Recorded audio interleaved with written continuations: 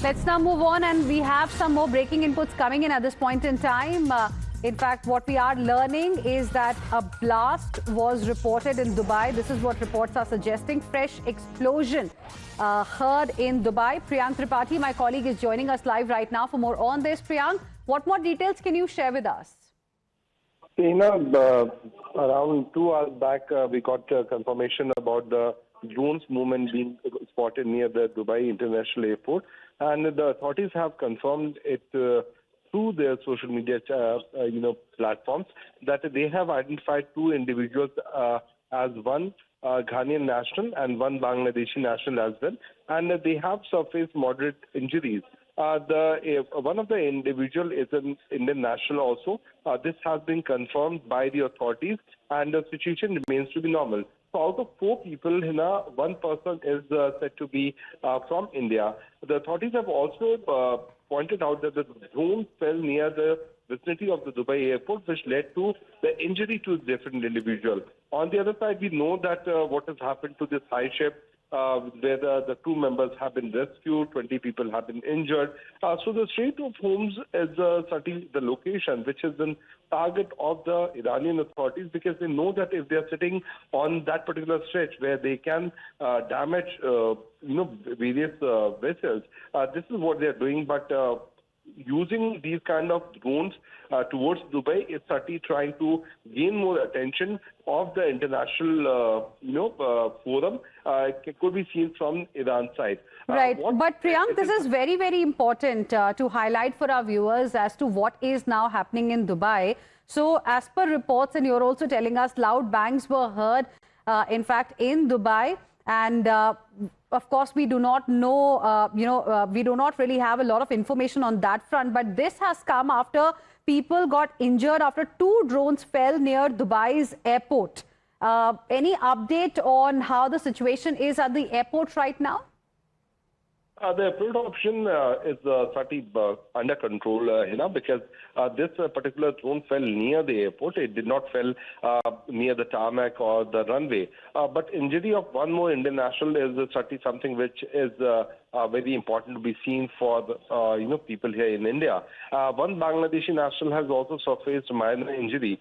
This has been confirmed by the authorities back there from Dubai. And what the UAE has been maintaining, that this particular drone came near the vicinity of the Dubai International Airport. So time and again, this would be the 6th attempt, I would say now, which has been done by the Iranians to target the Dubai operation, because they know that the economy needs to be hit. What they have been claiming on their interviews, which has been given by the Iranian authorities and those general, that the UAE has been backing the United States. That's why this is a kind of slaughterhouse which is going to happen in their location. So we know that with all these 31 commands which have been given by the Iranian authorities before the Khamenei could have died, had given this kind of authority to all these 31 units of the Iranian forces to keep on attacking till the time the supreme leader will be announced.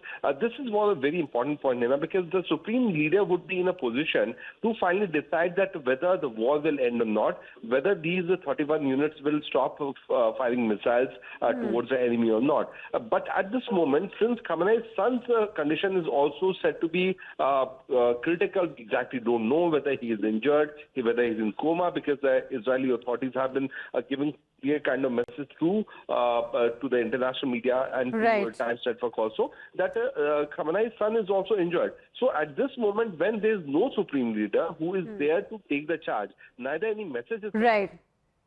All right. Thank you very much, Priyank, for the moment, for joining us with your inputs on the story. And we are getting some more breaking inputs at this point in time. And this is as per the Thai media. We have learnt that 20 crew members have been rescued. This is the latest update. 20 crew members have been rescued so far after a Thai-flagged cargo vessel was fired upon near the Strait of Hormuz, while 3 others that were also on board, they perhaps are still being searched. This is the update that we are getting for you right now. Remember, a Thai-flagged cargo vessel was struck near the Strait of Hormuz shortly after departing from the United Arab Emirates. This is the information that we got from the Royal Thai Navy as tensions continue to disrupt one of the most critical shipping lanes, the Strait of Hormuz. The ship Mayuri Nari, a 30,000 deadweight ton bulk carrier, in fact, was attacked while transiting the strategic waterway. Let's go across to my colleague Rishabh joining us on the broadcast for more on this. Rishabh, so essentially 20 crew members have been rescued. 3 others, I believe, are still missing. Is that the update? Well, definitely. 3 others are missing as of now is what the update is. Remember, this MV Mayuri Nari, which is a Thai flag cargo, was transiting through the Strait of Hormuz when it was stuck late last night. And now what we're given to understand that 20 of the crew members have been rescued while 3 others are missing. What we're given to understand that the projectile had hit the engine room at the stern and that had caused damage and left the ship unable to even maneuver in the Strait of Hormuz, and that's the reason that it started sinking. Now the Thai authorities have confirmed that they are aware of the incident and have coordinated with the Royal Thai Navy for assistance effort, and they are also waiting for other regional players to assist them to remove the debris from the area. 3 members of the ship MV Mayuri Nari is still missing. All right. Thank you very much, Rishabh. Appreciate you joining us with your inputs on this story. So this is the update that we are getting for our viewers at this point in time. An update regarding the Thai flagged cargo vessel that was struck near the Strait of Hormuz shortly after departing from the UAE. And the latest update is that that's being reported right now that 20 crew members have been rescued so far. Let's now move on and shift our focus to another important update that we are getting for you right now. And this is about the funeral of top commanders who were killed in the war so far. Iran is holding, in fact, a funeral for top commanders who were killed in the war. But there is still no clarity on Supreme Leader Ali Khamenei's funeral. So this is another important update that we are getting for you. Those are the visuals that we have at this point in time.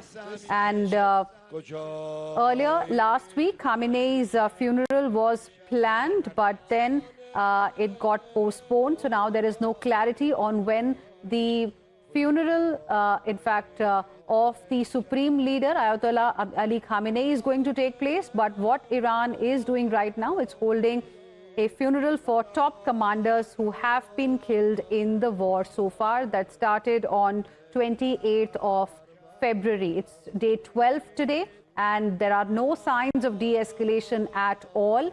And what we are also witnessing is attacks on Middle Eastern countries as well. A short while ago, like we got you news from Dubai, where we saw, in fact, reports coming in from Dubai, wherein drone attacks took place. 2 drones fell near Dubai airport, and then we got news of loud bangs, in Dubai as well. And no signs of de-escalation clearly. Let's go across to my colleague Rishabh joining us on the broadcast more on this. Rishabh, Iran holding a funeral for top commanders killed in the ongoing war, but no clarity on Ali Khamenei's funeral yet. Well, definitely. See, Ali Khamenei's funeral was, delayed last time. What we were given to understand that the senior leadership wanted to be part of the funeral, but because of the ongoing conflict and the way Iran and Israel are exchanging the barrage of missiles, it was decided that the funeral will be delayed. But now what we're seeing on our screens right now is that Iran is holding funeral for top commanders who have been killed in the war. As of now, there is no clarity over the Khamenei's funeral and how that will take place. Remember, the funeral for Khamenei is to take place in Mashhad, the place he was born and lived throughout his life before he took over as the supreme leader of Iran. Now what we're given to understand, and many people have assembled in Tehran and they are saluting their fallen commanders. As of now, it is not clear who all are there, because remember, there have been a number of commanders who have been claimed to be eliminated. A number of them, have not been seen in public for last 12 days. and a hit that killed Khamenei is believed to be the same hit that has left many senior commanders of the regime, IRGC, army, and administration being killed. All right, Rishabh, so clearly, these visuals are very, very powerful as well. Trump, Khamenei will not leave you. Now, look at those posters that people have come out with, who have come to, in fact, attend this funeral procession of the top commanders who have been killed in Iran so far, Rishabh.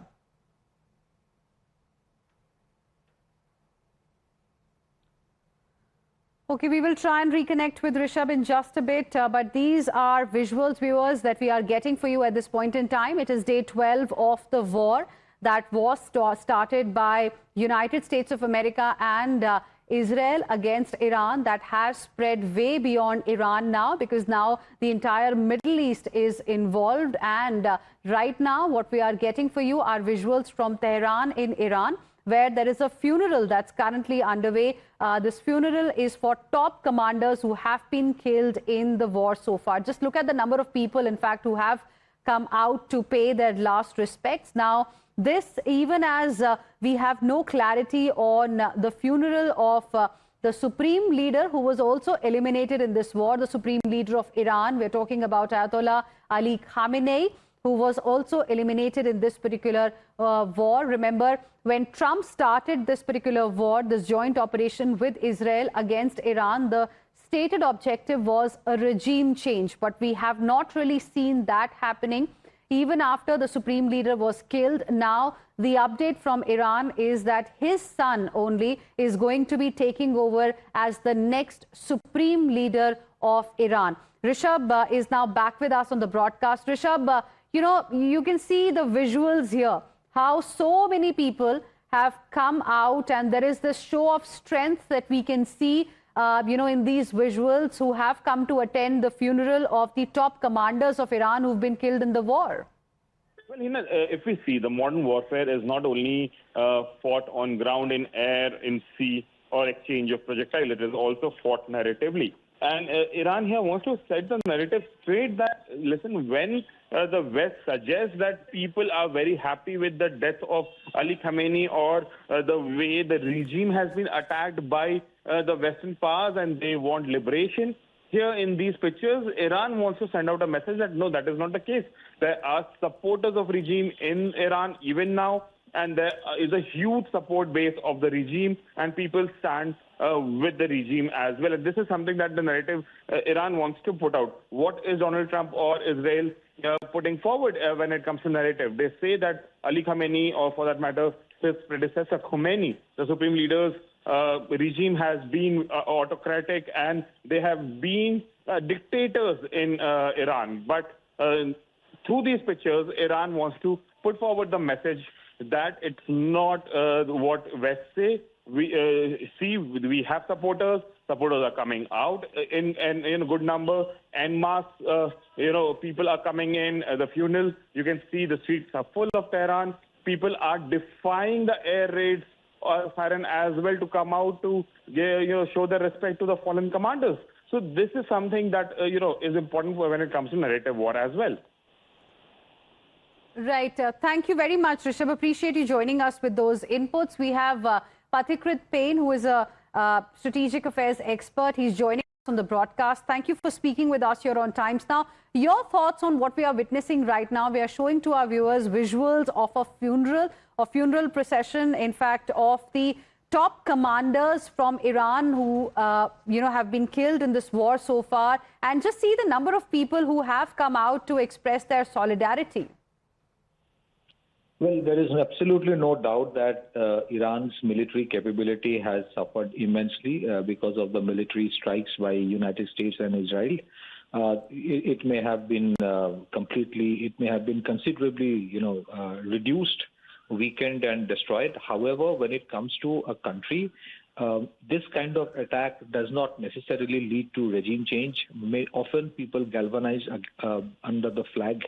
And that is what you're witnessing, because especially for a country like Iran, which is it's a theology-driven country, a state where the supreme commander, which was Ayatollah Ali Khamenei, had tremendous iconic following, cult-like following in his country. So invariably, often countries of the West, make the mistake of judging a nation by looking at the cities only.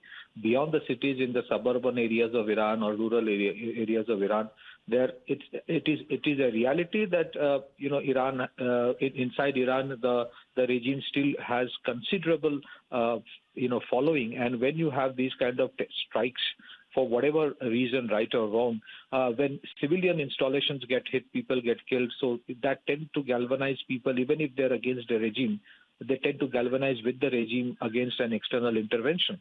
And that is what you're witnessing. So air superiority, military technology-wise superiority leading to airstrikes need not necessarily lead to change or fall of regime. We have witnessed that in case of Vietnam, Afghanistan. We have witnessed how difficult it is to change regimes in case of Syria and Libya also. And we are witnessing that in case of Iran as well. So it's a long-drawn war. Whatever the Americans want to do here, it will not be easy for them to execute and achieve or accomplish their end objective, if the end objective is to change the regime. The regime, for right or wrong reasons, for out of fear or love, whatever, there is a considerable amount of following, and that will not go away merely by bombing. Okay. And what do you think of what is going to happen next when it comes to Iran? We have a new supreme leader in Iran.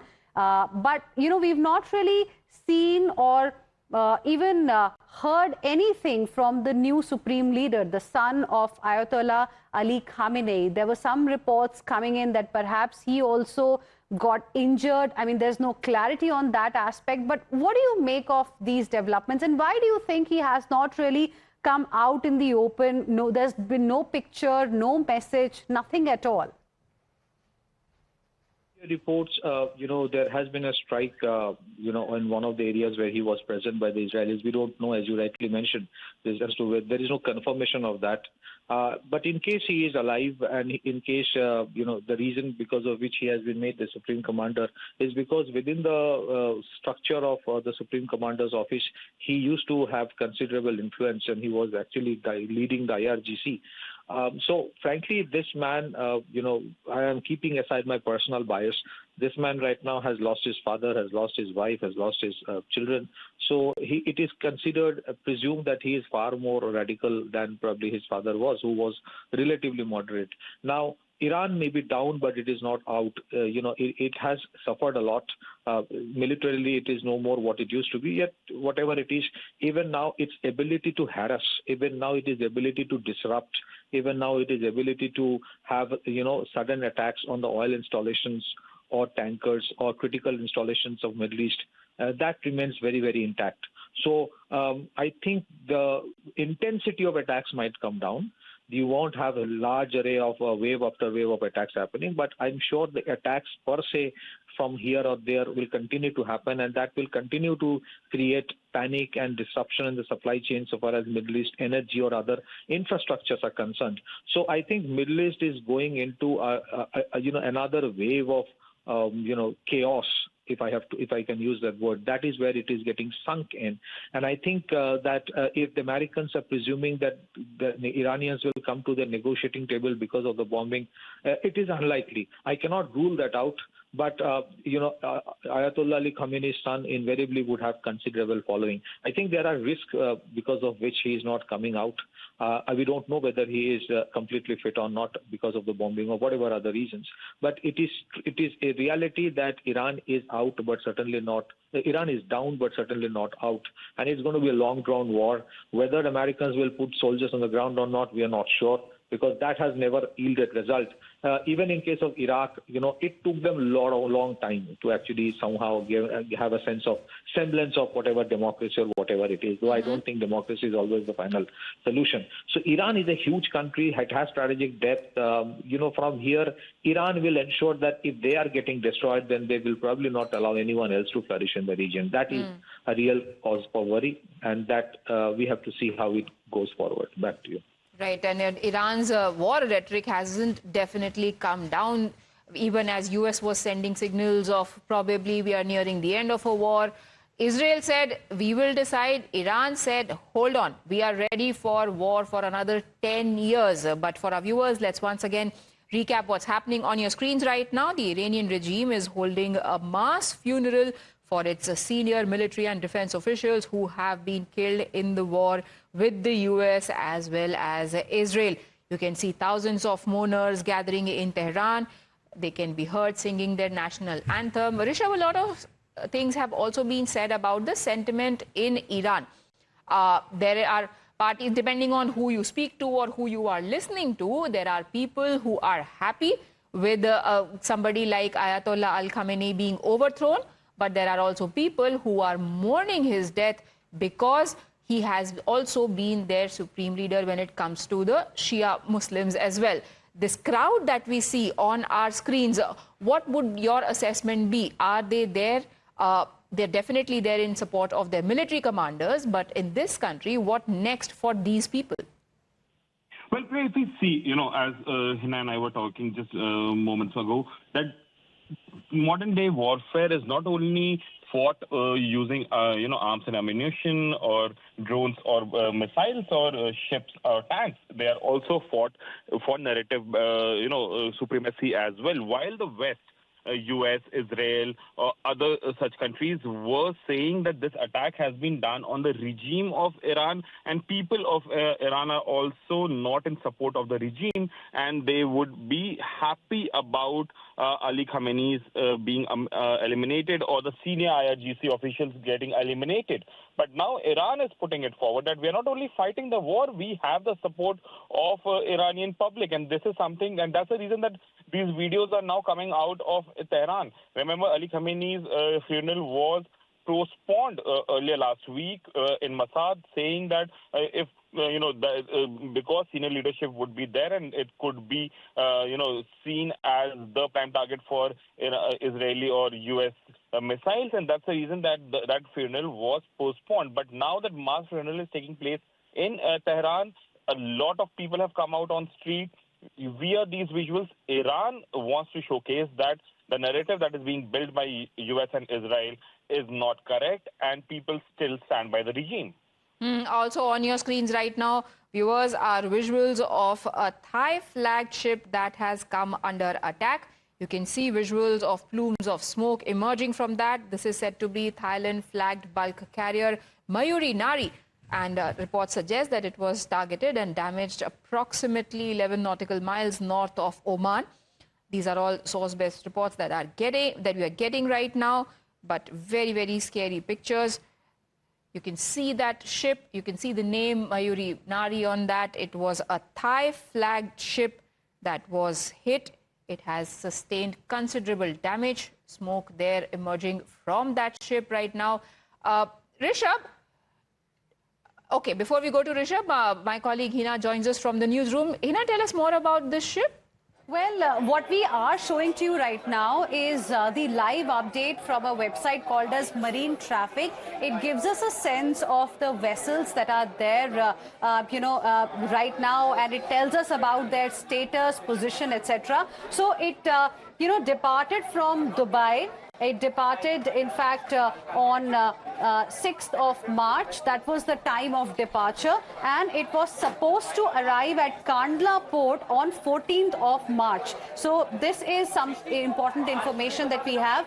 It's a bulk carrier, Mayuri Nari, which is currently located in the Oman Gulf. Now, it's a bulk carrier and it is sailing under the flag of Thailand. It mentions the length, which was about 178 odd meters. And this is the important update that we are getting for you. And also, it just gives you a sense of the time it departed and the time it was supposed to arrive at Kandla port. But right now, it's stranded because of the attack that took place. It's currently located in the Oman Gulf. Back to you. It looks like it was hit near the stern area as it was struck. Rishabh, what more do we know about the crew on board this ship? Well, Prem, what we are given to understand that there were 23 crew members who were on this ill-fated ship, MV Mayuri Nari.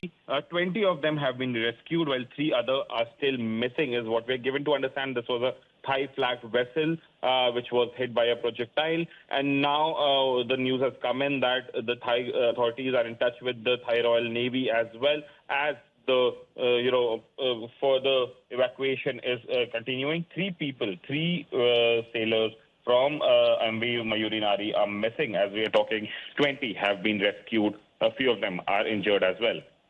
Okay, we are also joined by Middle East Affairs expert Wael Awad. Welcome, sir, on the broadcast. We just heard Trump yesterday saying that his military thinks that sinking ships is more fun, as he put it. And now we see yet another ship being targeted, this time a Thai flagged ship.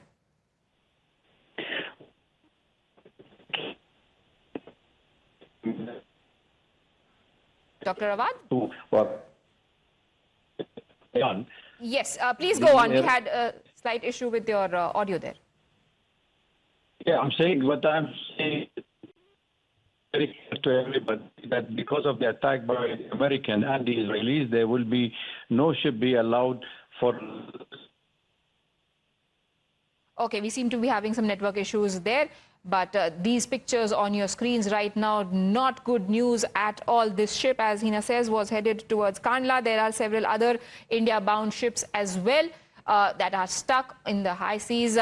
Arison Singh now joins us for more. Sir, what do you make of the pictures that we are playing out on the screens right now? Indians have been issuing repeated threats about closing the Strait of Hormuz.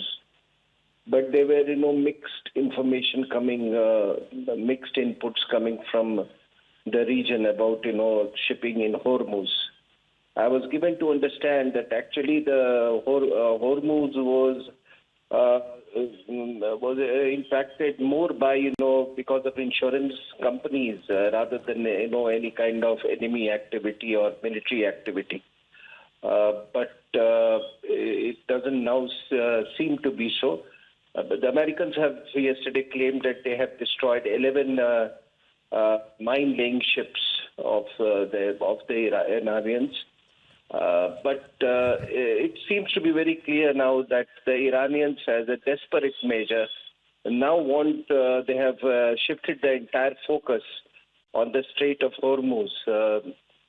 Because remember, it gives them a lot of strategic advantage, and it draws a lot of attention, as well as they are able to intimidate the entire region, for the ongoing conflict. Whatever results they had to achieve, I don't think so they're going to achieve any further results as far as the U.S. bases in the region in different countries are concerned. So Strait of Hormuz, yes, they have been, this is their main focus now. But also don't forget that there is a total breakdown of communications with Iran because of, this is continuous bombing by Israeli and the Americans.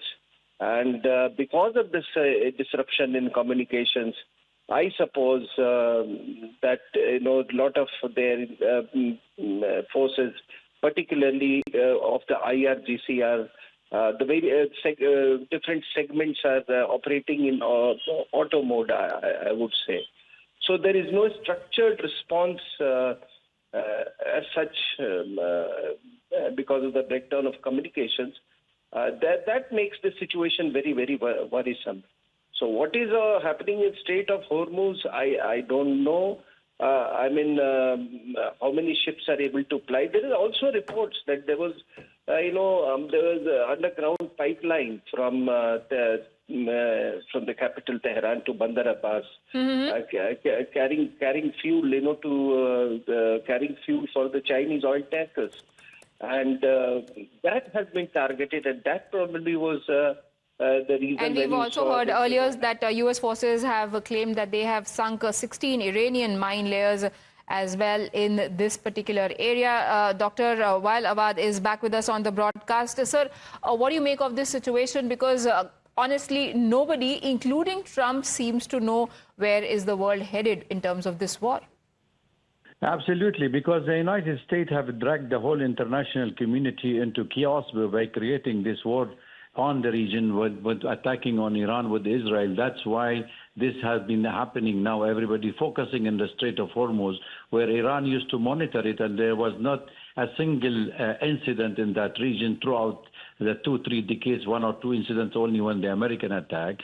However, the American wanted to control the passage from that side. They are creating a propaganda that Iran is mining it and all. Iran does not need to mine this one at the moment. Iran can reach anywhere with their ship without using the mine. But when you speak of this language, you wanted to rally the international community behind you to make sure that Iran, and you will be justifying the attack on Iran by the American.